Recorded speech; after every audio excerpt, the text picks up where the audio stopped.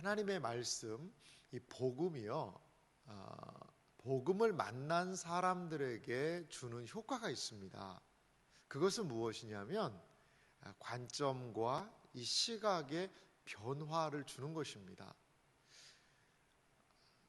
사람의 생각이라는 것이요, 잘 달라지지가 않습니다. 이 사람의 이 본성적으로 가지고 있는 생각, 사물을 바라보고 현상을 바라보고 있는 그 시선이요, 그렇게 쉽게 달라지지 않습니다. 부정적인 사람은요, 계속 그 부정적인 시각을 고수합니다. 그리고 사회와 삶을 좀 삐딱하게 보는 사람은 항상 그런 틀에서 세상을 바라보는 것을 볼 수가 있습니다. 이 시선이 고정된다는, 이 고정된 시선이 어떠한 변화가 된다는 것은 이거는 참 어려운 것 같아요. 오늘 성경 말씀을 보니까 오늘 말씀은 예수님과 제자들의 대화 안에서부터 시작하는 것을 볼 수가 있습니다. 그 대화의 주제는 상당히 신학적인 큰 주제입니다. 오늘 요한복음 9장 1절은 이렇게 시작을 하죠. 예수께서 길을 가실 때에 날 때부터 맹인된 사람을 보신지라. 한 시각 장애인이 있었는데요, 그 사람은 날 때부터, 그러니까 선천적으로 이 시각 장애를 가지고 태어났다라는 거죠. 그런데 제자들이 2절 말씀 보세요. 제자들이 물어 이르되, 제자들이 묻는 겁니다. 무엇을요? 랍비요, 선생님, 이 사람이 맹인으로 난 것이 누구의 죄로 인함이니까? 자기니까? 그의 부모니까? 이들은요, 이게 참 큰 신학적인 주제였거든요. 사람에게 있는 고통이 있잖아요. 고통, 이 고난이 있어요. 근데 이것이 이 죄와 연결이 된다는 거죠. 이것은 뭐 우리도 일반적으로 생각하고 있기도 해요. 어떤 어려움이 당한다 그러면 번뜩 드는 생각이, 내가 하나님께 무슨 잘못을 저질러서 이런 고난이 오나? 이렇게 생각을 하기도 합니다. 그런데 이 사람 같은 경우에는 이 잘못을 개인적으로 저질렀다고 그러면 어떤 잘못이 있을까요? 자, 태어날 때부터 앞을 보지 못했어요. 그러면 이 사람이 잘못을 저질렀으면 어디서 잘못을 저질렀을까요? 그 당시 유대인들은요, 그런 생각을 했다고 그래요. 이 아이의 잘못이라면 그 아이가 뱃속에서, 어머니의 태중에서 죄를 지었을 것이다. 그러니까 태중에서 죄를 지었기 때문에 시각장애인으로 태어났다. 그렇게도 많이 생각을 했고, 그것이 좀 불가능하다면 그럼 이것은 그 부모의 죄다. 그 부모가 어떠한 범죄를 하고 이 아이를 잉태했기 때문에 하나님의 심판이 그에게 온 것이다. 이러한 식으로 이 신학적인 문제를 그 당시 사람들은 생각했다는 겁니다. 이것이 약간 구약적인 생각이기도 해요. 죄에는 분명히 원인이 있다는 거죠.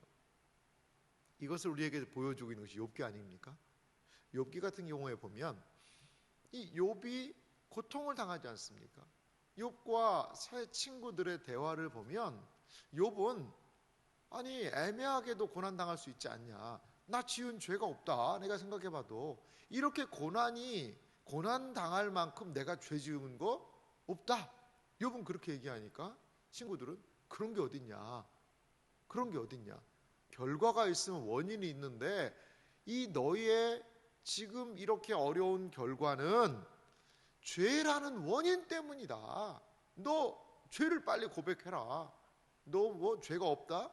그런 말을 하지 말고 빨리 죄를 고백하고 하나님께 잘못했다고 그래라. 그 논쟁이에요. 욥기에 보면 그 논쟁입니다. 지금 제자들도 그 당시 유대인들이 가지고 있던 보편적인 생각, 구약 성경에서도 흐르고 있는 그 생각을 가지고 이 시각장애인에게 지금 접근하고 있는 것을 볼 수가 있습니다. 예수님의 대답은 그가 뭐 태중에 죄를 지었다, 그에 보니까 부모가 좀 잘못된 사람인 것 같다, 그런 이야기를 하지 않으십니다. 3절 보세요. 예수님이 대답하십니다. 이 사람이나 그 부모의 죄로 인한 것이 아니라 그에게서 하나님이 하시는 일을 나타내고자 하심이라. 이것은요, 그 당시의 사고를 깨트리는 매우 충격적인 이야기입니다. 그 사람이나 그 부모의 죄가 아니라 그에게서 하나님이 하시는 일을 나타내고자 함이라. 하나님께서 이 시각장애인을 통하여 하나님의 일을 나타내시고자 한다는 거죠. 예수님이 말씀을 덧붙이십니다. 때가 아직 낮음에 나를 보내신 이의 일을 우리가 하여야 하리라. 밤이 오리니 그때는 아무도 일할 수 없느니라. 사실 이 4절은 이 맥락이 좀 잘 안 맞아 보입니다. 갑자기 시각장애인에 대한 그런 이야기를 하고 그 사람이나 그 사람 부모 죄가 아니라 하나님의 일을 나타낼 거다라고 얘기하시면서 갑자기 낮에는 나를 보내신 일을 하고 밤에는 일 못한다? 뭐 이런 얘기를 하세요. 이건 어떤 의미가 있냐면 지금 낮이라는 것은 하나님의 일을 하나님 나를 보내신 이의 일을 우리가 하여야 하리라는 것은 예수님께서 지금 이 사람을 고쳐주시겠다는 그런 의미가 있어요. 지금은 예수님께서 일을 하시는 때라는 거죠. 낮입니다. 하지만 밤이 오겠죠. 밤은 어느 때를 상징할까요? 그리스도께서 죽임을 당하시는 일이겠죠. 그때는 일할 수 없다는 겁니다. 예수님께서 이 땅에 계시는 동안에 일하시겠다는 거예요. 일하시겠다는 거예요. 예수님께서는 낮이라는 명시와 함께 낮에는 내가 일할 것이다. 다른 말로 이것을 바꿔 이야기하면 내가 이 사람 고쳐줄 것이다. 이거 얘기하시는 거예요. 이 사람이 맹인인데 이 사람을 내가 지금 고쳐주겠다. 이를 통하여 하나님의 일을 나타내겠다라는 그러한 예수님의 의도를 우리는 4절에서 볼 수가 있습니다. 그런데 이제 예수님께서요, 그 말씀하신 대로 이 사람을 고쳐주세요. 근데요, 이 고쳐주시는 모습이요, 상당히 좀 독특합니다. 6절 한번 보실래요? 이 말씀을 하시고 땅에 침을 뱉어 진흙을 이겨 그의 눈에 바르시고. 이 말씀을 하시고라는 말과 더불어 땅에 침을 뱉어서 진흙을 이겼다라는 이 행동이 딱 연결되는 거 보니까 아마도요, 맹인 가까이에서 제자들과 이야기를 나눴고, 그리고 말씀을 마치자마자 이 맹인에 대한 치유의 일이 바로 이루어졌던 것 같습니다. 여러분, 예수님께서 고쳐주실 때 보통 패턴이 어떻죠? 다윗의 자손 예수여, 나를 불쌍히 여겨주소서. 주여, 우리에게 긍휼을 베풀어 주십시오. 이러한 이 어떤 연약한 분들의 간구가 먼저 선행이 되거든요. 그러면 예수님께서는 내 믿음이 크도다 라고 칭찬하시고 믿음을 인정해 주시며 치유의 이적들이 일어나는 게 보통 패턴입니다. 근데요, 이 맹인은 아무 말도 안 해요. 아무 말도 안 해요. 예수님께서 맹인에게 다가가셔서 고쳐주십니다. 그리고 예수님이 일반적으로 고쳐줄 때는 가라, 내 믿음이 너를 구원하였다, 이 말씀만으로 하시거든요. 말씀으로 다 하시는데, 근데 이 맹인에게는 이 말씀을 안 하세요. 그리고 조금은 이해가 안 되는 행동을 하십니다. 안 되는 행동을 하시는 거예요. 뭐냐면 이 침을 뱉어서요, 진흙을 이겨서 눈에 발랐다. 그러니까 이제 어떤 분이 아주 재밌는 얘기를 하시더라고요. 예수님이 침을 얼마나 많이 뱉었겠냐, 이 진흙을 이길 정도로 침을 뱉으려면 얼마를 뱉어야 되냐, 그걸 잘 모르겠어요, 우리는. 그런데 사실 침이 내 입 안에 있으면 이게 유익한 거지만 침이 바깥으로 나오면 그렇게 이게 깨끗한 건 아니잖아요. 침을 뱉는다는 것은 이거는 좀 기분이 어떨 때 좀 나쁘기도 할 수 있거든요. 그래서 침을 뱉어서 진흙을 이깁니다. 근데 그 진흙을 이겨서 눈에 바른다는 거죠. 그 다음에 7절에 보니까 이르시되 실로암 못에 가서 씻으라. 예수님이 그거 딱 한마디 하십니다. 다른 거 없어요. 네가 가서 이걸 씻으면 뭐 낫겠고 이런 얘기도 없고, 그 눈에다가 진흙을 바르고 실로암 못에 가서 씻으라. 아마도 실로암 못 근처였던 것 같습니다. 그런데 놀라운 것은요, 이에 가서 씻고 밝은 눈으로 왔더라. 이 사람이 순종하는 거예요. 순종하는 겁니다. 여러분 생각해 보세요. 이게 눈에다가 진흙을 바르고 실로암 못에 가서 씻으라는 것은요, 우리가 읽을 때는 예수님의 치유의 놀라운 행동이다라고 생각할 수 있지만요, 한번 이걸로 좀 뚝 떨어져서 생각해 보세요. 이거는 이 맹인에 대한 어떻게 보면 조롱일 수도 있습니다. 조롱이죠. 앞 못 보는 사람한테 눈에다가 흙 발라가지고 어디 가서 씻어라?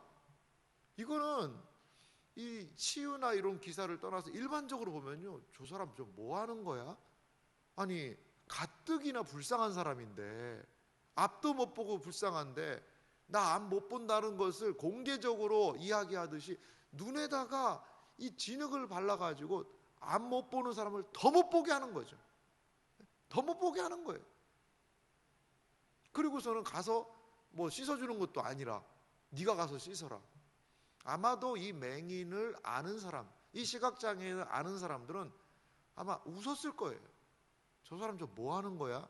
가뜩이나 안 보이는 사람이 눈에다가 진흙까지 바르고 저렇게 더듬더듬 걸어가면서 저렇게 가네? 왜 예수님께서는 이런 행동을 하셨을까요? 왜 예수님께서는요? 이 행동의 의미는 과연 무엇일까요? 예수님이 이 모든 말씀을 다 설명을 해주지는 않으세요. 하지만 한 가지 우리가 기억할 것이 있습니다. 예수님은 지금 맹인으로서 더 맹인되게 하신 부분이 있어요. 맹인으로서 더 맹인되게 한 거죠.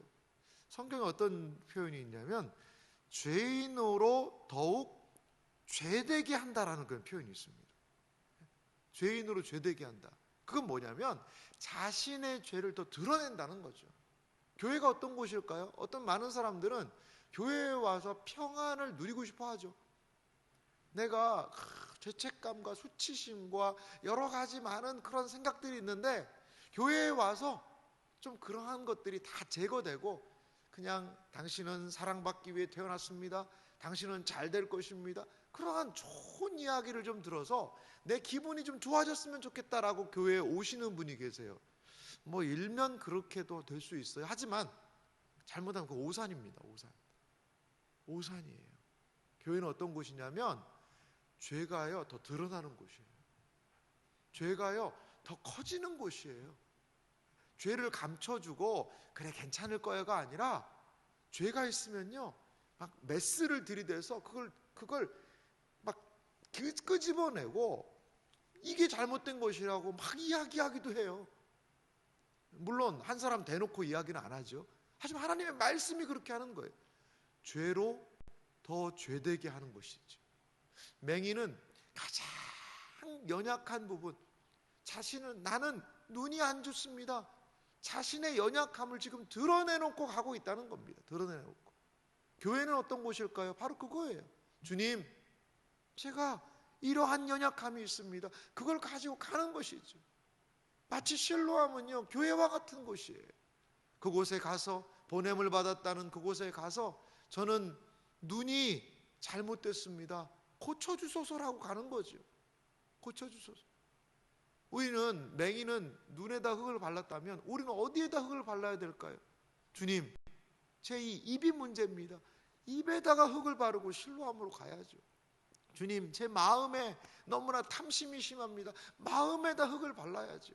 주님, 저는 온몸이 더럽습니다. 온몸에다가 진흙을 뒤집어 쓰고라도 실로암으로 가야 된다는 거죠. 죄인의 가장 연약한 것, 그 죄악, 그 연약한 그것을 가지고 그 실로암 못에 갈 때에 주님께서는요 그것이 고침을 받게 하시더라는 거죠.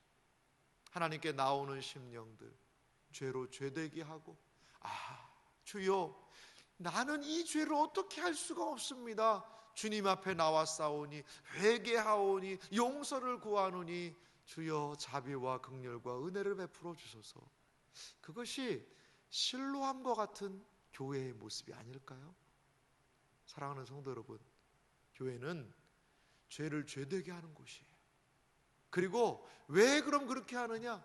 그 죄가 사함을 받기 위하여 가서 씻고 밝은 눈으로 왔더라 라는 이 한 줄의 고백과도 같이 자신의 죄가 드러내고 주여 용서하소서, 주여 나의 이 문제를 해결해 주소서라고 그 문제를 가지고 나올 때에 그냥 미봉책으로 문제를 덮는 것이 아니라 그 문제가 드러나고 고통스럽지만 하나님께서는 그 모든 문제를 해결하시는 것이 실로암과 같은 주님의 몸된 교회인 줄 믿습니다. 이 사람 예수님께서는 아마 그러한 의도가 있지 않으셨을까요? 그런데 또 바꾸어서 이야기하면 이 사람에게도 이렇게 철저하게 순종할 수 있었던 이유가 무엇일까요? 저는 예수님의 이야기를 이 사람이 들었을 것 같아요. 제자들도 이야기도 들었고, 그러니까 자기도 고민이 되는 거죠. 맞아, 내가 부모님의 죄 때문에 그런가? 내가 내 죄 때문에 그런가? 자기도 그게 궁금했거든요. 그런데 많은 사람들은 부모다, 네 부모가 낳기 전에 이랬다더라 저랬다더라 많은 이야기를 했고, 아니면 네가 뱃속에서 잘못한 거 아니냐 그런 이야기도 들었고, 그런데 이 사람 예수라는 이 선생은 나를 통해 하나님의 일을 나타내겠다라는 이 얘기를 할 때 아마 이 사람은 충격을 받았을 겁니다. 전혀 다른 이야기를 하는 그 선생의 이야기에 귀가 솔깃할 수밖에 없어요. 눈이 잘 보이지 않으면 귀가 발달하지 않습니까? 아마 이 사람은 그 모든 일을 들었기 때문에 이 사람이 무엇인가 할 수 있겠다라는 생각을 했을 거예요. 그래서 조롱과도 같은 눈에다 흙 바를 때에도 견디었고, 실로암 못에 가라고 그럴 때도 더듬더듬 그 방향을 향하여 순종하며 나아갈 수 있었지 않을까 우리는 생각해 볼 수 있습니다. 그렇습니다. 하나님의 말씀은 우리의 시선을 열어줘요. 사람들하고 달라요. 하나님 복음이 제시하는 새로운 관점과 시각이 생기게 되면 순종할 수 있는 겁니다. 하나님의 말씀대로 나아갈 수가 있다라는 것입니다. 예수님은 이 사람의 육신의 눈을 열어주셨습니다. 그런데 그 전에 대화를 통하여서 제자들과의 대화 가운데서 이 사람의 마음의 문을 먼저 열어주신 것이지. 그렇구나. 나는 내가 저주받은 인생이요, 누구의 죄인지는 모르지만 정말 나는 쓸모없는 생애라고 생각했는데 나를 통하여 하나님도 일하시는구나. 그렇다면 내가 그 하나님의 일하시는 것을 보리라. 그는 그러한 생각을 가지고 예수님의 말씀에 순종하여 실로암 못으로 나아갔다라는 것이지. 사랑하는 성도 여러분, 날 때부터 맹인된 이 사람의 이야기는 우리에게 많은 것을 들려주고 있습니다. 우리의 고정된 시각, 마음의 문이 닫혀 있다면 마음의 문을 하나님의 말씀에 의지하여 열어야 할 줄 믿습니다. 복음은 우리의 눈을 열어줘요. 하나님의 말씀은 전혀 우리가 생각하지 못한 그 길을 알려준다는 것이지요. 이스라엘 백성들, 이 홍해 앞에 있는 이스라엘 백성들을 생각해 보세요. 뒤로 가면 애굽 병사에 의해서 죽습니다. 앞으로 나아가면 홍해 바다에 빠져 죽습니다. 죽겠다고 아우성치는 그들을 향해 하나님께서는 바다에다 길을 내시잖아요. 하나님은 새로운 일을 행하시는 분이심을 믿으시기 바랍니다. 그 전에 눈이 열려야 해요. 마음이 열려야 해요. 생각이 열려야 해요. 그래서 그분에 대한 믿음이 있어야 하나님이 하시는 그 일에 순종함으로 나아갈 수 있게 될 줄 믿습니다. 우리의 생애와 삶이 주님에 대한 그 말씀을 기억하고 믿음의 눈이 열려서 믿음으로 반응할 수 있는 복된 생애와 삶이 되시기를 주님의 이름으로 축원합니다.